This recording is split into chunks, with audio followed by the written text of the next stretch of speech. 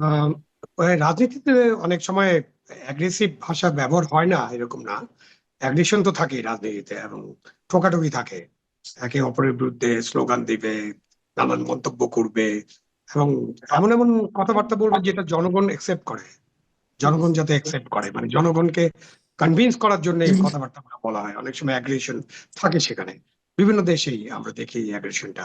But জুলাইয়ের পরে, বা জুলাইয়ের ঠিক আগে 5 তারিখ পর্যন্ত মনে হয় ভাষা ভালোই ছিল।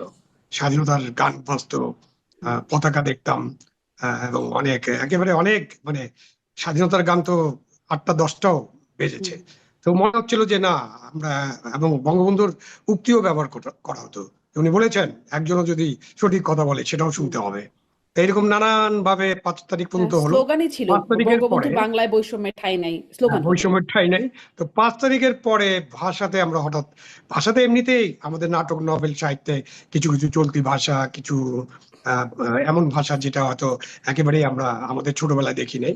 তো কিছু চলতি ভাষা এসেছিল, বাট রাজনীতিতে যে ভাষা শুরু হলো, যে অশ্লীলতা, মানে অসভ্য, বর্বর, ইতর ভাষার প্রয়োগ, তো এটা তো শুরু হয়ে গেল 5 তারিখের পরে। এবং আপনি যার কথা বলছেন নাসিরুদ্দিন পাটোয়ারি, তার উপর যে আক্রমণ হয়েছে, এটা আক্রমণ করার কোনো প্রয়োজন নাই, মানে এরকম আক্রমণ করার প্রয়োজন নাই।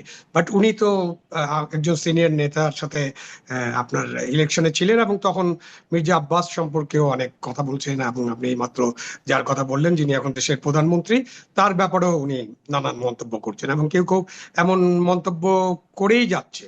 তো মন্তব্য করে যাচ্ছে, এবং এই মন্তব্যগুলো খুবই অপ্রাসঙ্গিক হয় অনেক সময়, এবং অশ্লীলতায় ভরা থাকে, এবং খুব ফানি। মানে রাজনীতিকে একটা মোটামুটি সার্কাস দিকে, মানে আপনারা দেখবেন যে সার্কাস হয় না, সার্কাসের মধ্যে একজন থাকে যিনি সকলকে হাসানোর চেষ্টা করে, এবং তিনি কিন্তু ভালো সার্কাস করেন, কিন্তু সকলকে হাসানোর চেষ্টা করেন, সকলকে আমোদ দেওয়ার চেষ্টা করেন। তো রাজনীতির অঙ্গনে অশ্লীল কথাবার্তা এবং একটা সার্কাস আমরা তৈরি করতে চাচ্ছি কিনা, সেটা নিয়ে চিন্তা ভাবনা করতে হবে। এখন আমার সোসিওলজিস্ট যারা একাডেমিক্স আছেন, তাদের সাথে মাঝে মাঝে তাদের কথা শুনলে আমি নিজেও একটু কনফিউজ হয়ে যাই, যখন তারা বলেন যে এরকম বিদ্রোহ বা জন অসন্তোষ বা বিপ্লব, ফ্রেঞ্চ রেভলিউশন, এরকম উদাহরণ আসে যে এরকম এরকম ঘটনা ঘটে। তো তখন আমি, হ্যাঁ, এরকম ঘটনা ঘটে, সোশ্যোলজিস্টটা তো অ্যানালাইসিস করবেন, এবং সোশ্যোলজিস্টের দায়িত্ব হলো সোশ্যাল অ্যাটমসফিয়ারে কি কি ঘটছে তার অ্যানালাইসিস করা। কিন্তু যখন এসব চলতে থাকে, তখন যদি আপনি বলেন যে এরকম ঘটনাটা ঘটেই, তখন কিন্তু এটাকে প্রশ্রয় দেওয়া হয়। সে কারণে আমার মনে হয় যে তখন এগুলো যাতে না ঘটে, বা এগুলো যে ঠিক হচ্ছে না, এগুলো আমাদের যে সোশ্যাল ফ্যাব্রিকটা আছে, যে মনন আমাদের যে মননশীলতা, আমাদের যে রাজনীতি, বা আমাদের যে রাজনৈতিক চেতনা এবং উদার গণতন্ত্র, এইসবকে যে ক্ষতিগ্রস্ত করছে, এগুলো বেশি বেশি করে আলোচনায় আসা দরকার। হুম। তা এখন ওই যে আপনি যেটা বলছিলেন প্রথমে, যে এই মাসে কি পাথর মারার কথা, ডিম মারলেন কেন? মানে আচ্ছা, ডিম মারছেন মারছেন, কি হয়েছে তাতে? মানে এরকম করে জিনিসটাকে এরকম হালকা করে দেখানো, এবং এটার মধ্যে কি যে হচ্ছে, অনেক সময় সংশয় হয় যে কেন এরকম ঘটছে। এবং তারপরে আরো কিছু ঘটনা ঘটছে যেগুলো নিয়ে আসলে আলোচনা করতে হবে। এবং আপনি যখন মিডিয়াতে দেখবেন, বিশেষ করে সামাজিক মিডিয়াতে, তখন দেখবেন যে সেখানে আবার নানান কথাবার্তা বলা হচ্ছে যে দেশে ওই যে রামিসার উপর যে মানে পাশবিক নির্যাতনটা হয়েছে, তাকে হত্যা করা হয়েছে, হুম। সেটাকে হুম। নাকি পাশ কাটানোর জন্য সরকারই নাকি এরকম করছেন। আবার কেউ কেউ বলছে এটা জামাত নিজেই করতে চেয়েছিল, যাতে এমন একটা ঘটনা ঘটে যেটা সরকারের উপরে চাপ প্রয়োগ করা যায়। তো একটা 3 মাসের সরকার, এবং এই সময়ের মধ্যে হঠাৎ করে এই সমস্ত সিচুয়েশন ক্রিয়েট করা, এবং এই সমস্ত সিচুয়েশন কারা ক্রিয়েট করছেন, কেন ক্রিয়েট করছেন, এটা বোঝার দরকার আছে। আমার মনে হয় যে এখানে সরকারের দায়িত্ব আছে এবং অন্যান্যদের দায়িত্ব আছে খুঁজে বের করা, হুম। কেন এই ধরনের সিচুয়েশনে আমরা দেশটাকে নিয়ে যেতে দিচ্ছি।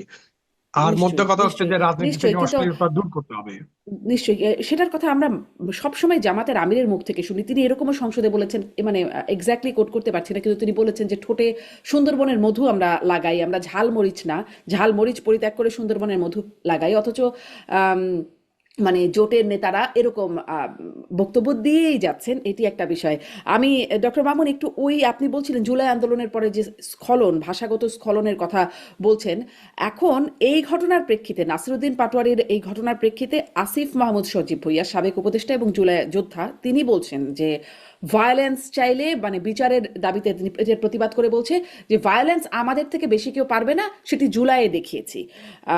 মানে জুলাইয়ের ভায়োলেন্স তো ইনডেমনিটি পেয়ে গেছে, সামনের ভায়োলেন্সের জন্য যেটি আসলে হুমকি দিয়ে রাখছেন সেটির জন্য সরকার প্রস্তুত তো, মানে সেটাও কি একটা ইনডেমনিটির মধ্যে যাবে?